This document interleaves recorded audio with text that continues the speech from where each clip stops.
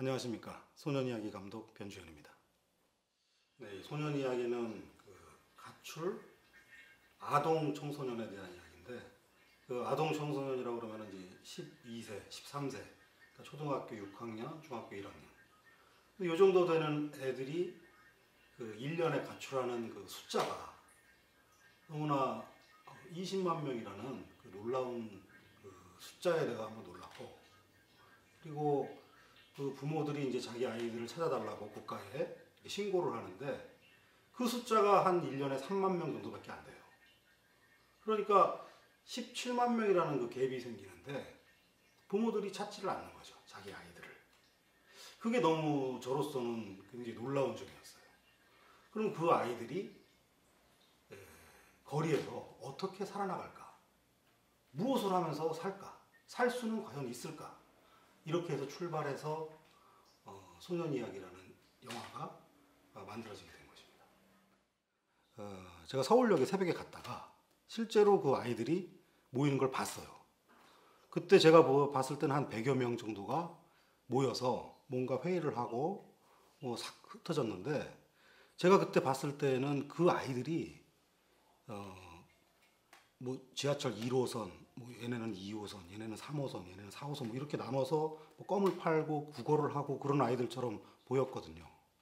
그런데 리더가 하나 나왔는데, 영화에도 등장을 하지만 그 아이도 역시 어린아이예요. 그 어린아이가 마치 어른 조폭이 가지고 있는 그런 분위기가 막 나면서, 카리스마라 그럴까? 도저히 제가 어른인데도 그 눈빛을 똑바로 쳐다보기가 힘들 정도로 그런 어떤 아이가 그 전체를 이렇게 통솔을 하더라고요. 그래서 야, 이건 정말 만화 같은 이야기고 영화 같은 이야기다. 근데 내가 그걸 실제로 봤으니까. 그래서 그 장면을 이제 주변 사람들한테 이야기를 하면 믿지를 않아요. 그게 어떻게 가능하겠느냐.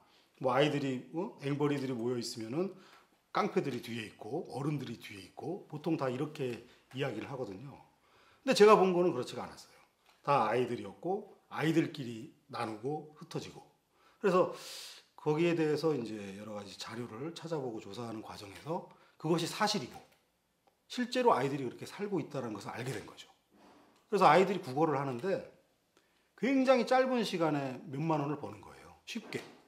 그러니까 아이들은 돈에 대한 개념이 없으니까 오늘 많이 국어를 해서 많은 돈을 벌어야 되겠다가 아니고 그냥 한 3, 4만 원 벌면 그거로 짜장면 사 먹고 하루를 사는 거죠. PC방 가서 놀고.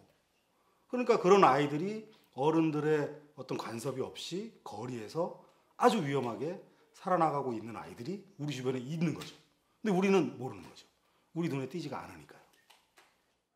제가 궁금하게 생각했던 부분은 과연 아이들끼리 거리에서 살아나갈 수 있을까 하는 부분이었어요. 어떻게 돈을 벌고 어디서 자고 무엇을 하고 살아나갈까.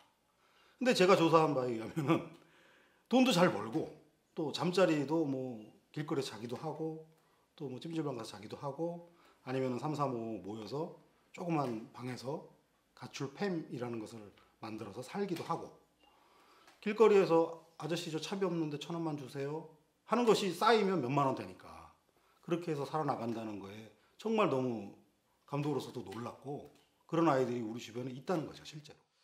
가장 기억에 남는 장면은 아무래도 이제 라스트 씬인데 주인공이 이제 실제 그 나이 12살, 13살 되는 아이다 보니까 연기가 좀 프로 배우가 아니니까 그래서 일부러 이제 라스트 씬을 제일 마지막에 찍었어요.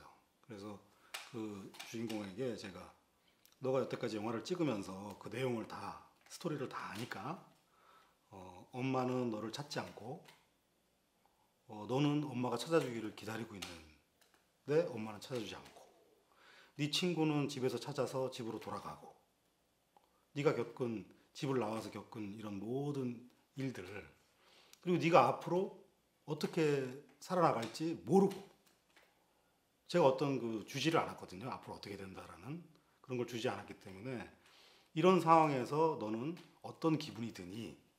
라고 이제 던져줬어요. 그 주인공 친구한테.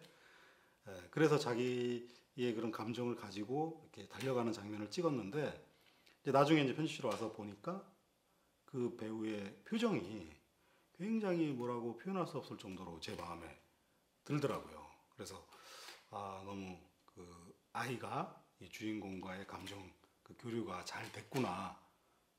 그래서 내가 이 영화를 만들면서 이 아이들과 교감을 하면서 참 좋은 어떤 영화의 어떤 흐름을 이 아이들이 타고 왔구나 하면서 굉장히 만족스러웠던 기억이 있습니다.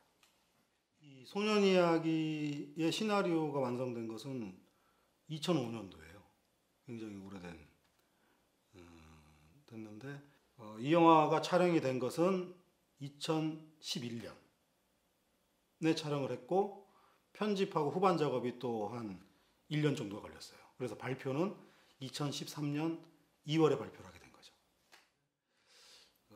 처음에는 조금 더 돈을 들여서 약간은 상업적인 코드로 만들려고 했는데 물론 이제 투자자들이 상업적인 어떤 그런 가능성을 여기서 찾지 못했기 때문에 투자가 좌절되고 실패되고 하면서 시간이 많이 지체가 됐어요. 그래서 소년 이야기 같은 스토리에 투자를 할 사람은 아마 없을 것이다 라는 결론을 내고 이제 자비로 만들게 된 거죠. 자비로 만들다 보니까 전체적인 것이 모든 게 다 축소되고 그러다 보니까 이제 영화가 좀 열악해지는 그런 결과가 되는 거죠. 근데 영화가 아무래도 상업적인 거기 때문에 뭐 누구나 다 영화에 투자를 할 때는 자기가 투자한 금액 이상을 기대를 하잖아요. 근데 독립영화는 좀 그런 기회를 못 갖는 어떤 구조이기 때문에 굉장히 열악한 환경에 처해 있다라고 생각합니다. 독립영화다 보니까 협조를 못 받아요.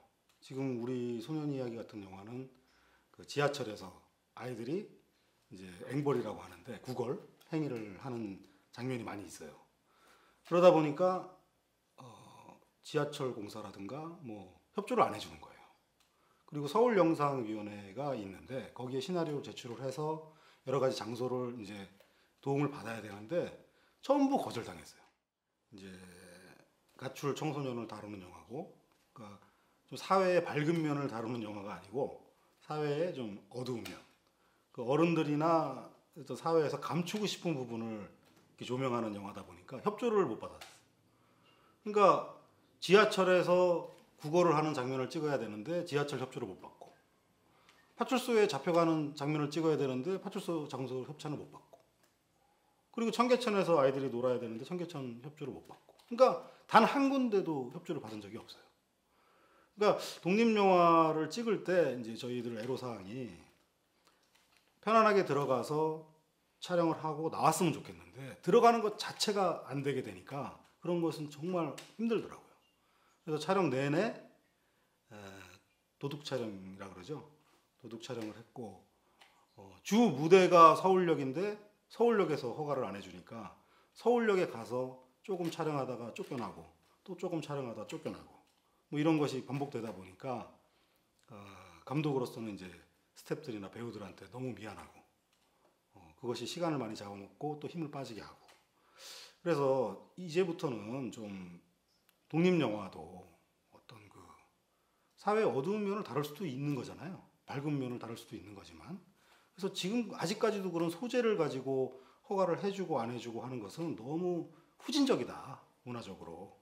우리나라가 영화적인 어떤 그 대단히 성공을 거둔 나라라고 외국에서도 다 인정을 하고 있는데 내부적으로 이런 것들이 개선이 돼야 또 영화가 발전할 수 있는 것이 아닌가 이렇게 생각합니다.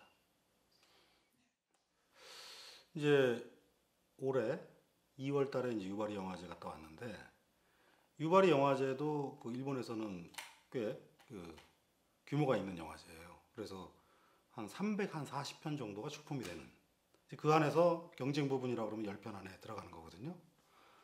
그래서 그 경쟁 부분 영화들을 다 보고 또 제 영화도 또 관람을 했고 그랬는데 한국 영화가 제 영화 하나밖에 안 나가서 그런지 굉장히 관객들의 반응이 좋았어요. 근데 그분들도 역시 물어보는 것이 저 이야기가 사실입니까? 저게 지금 서울의 현실입니까? 라고 물어보더라고요. 그래서 저는 네 그렇습니다 라고 대답을 했죠. 있습니다. 지금 서울에서도 저런 아이들이. 그런 이야기들이 제가 뭐 우리나라 이야기라고 해서 부끄럽다고 감추는 것이 아니고 우리나라의 어두운 면이지만 우리나라 지금 현실이 이렇습니다라고 얘기를 하고 일본 분들도 놀라고 하면서 또 자기네 나라를 돌아볼 수 있는 기회를 갖는 거니까 굉장히 좋은 기회였다고 생각합니다. 역시 독립영화다 보니까 너무나 작은 스태프들, 촬영, 감독 이렇게 조 감독 셋이서 하다 보니까 장비들이 일단은 너무 이제 많지 않았고, 그 다음에 카메라 이동이 또 용이하지 않았고, 그래서 이 영화를 본 사람들은 이제 그런 걸 생각 안 하면 아 카메라 움직임이 너무 많이 없는 거 아닙니까? 너무 좀 요즘에 좀 이렇게 굉장히 버라이어티하고 스펙터클하게 영화를 찍는데 거기에 비해서 카메라 움직임이 너무 적지 않습니까? 라는 얘기 들었을 때 좀 감독으로서 속상하더라고요. 많이 하고 싶었는데 여건이 그렇지 않았기 때문에. 그런데 그런 영화가 아니다 보니까 그냥 그 아이들의 이야기 속에서 그냥 천천히 흘러가지만 그 안에서 조금 이렇게 느껴보자. 무겁지만 그 안에서 한번 그 아이들의 감정을 느껴보자 하는 것이 또 제 생각이었습니다.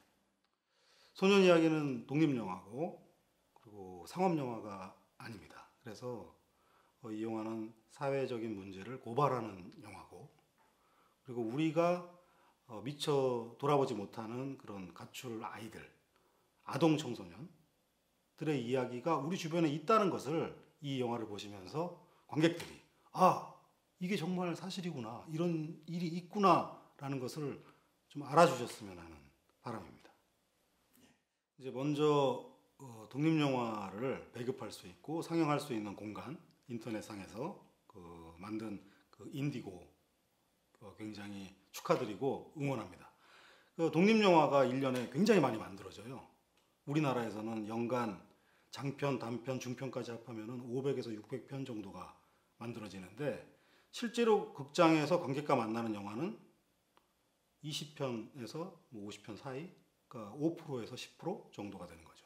그럼 나머지 95%, 90%는 없어지는 거죠. 한 군데서도 상영해보지 못하고 그냥 사라진다는 거거든요. 너무나 안타까운 거기 때문에 그런 어떤 인디고를 통해서 전 세계의 관객과 독립영화가 다이렉트로 만날 수 있다는 것은 너무나도 정말 반가운 일입니다.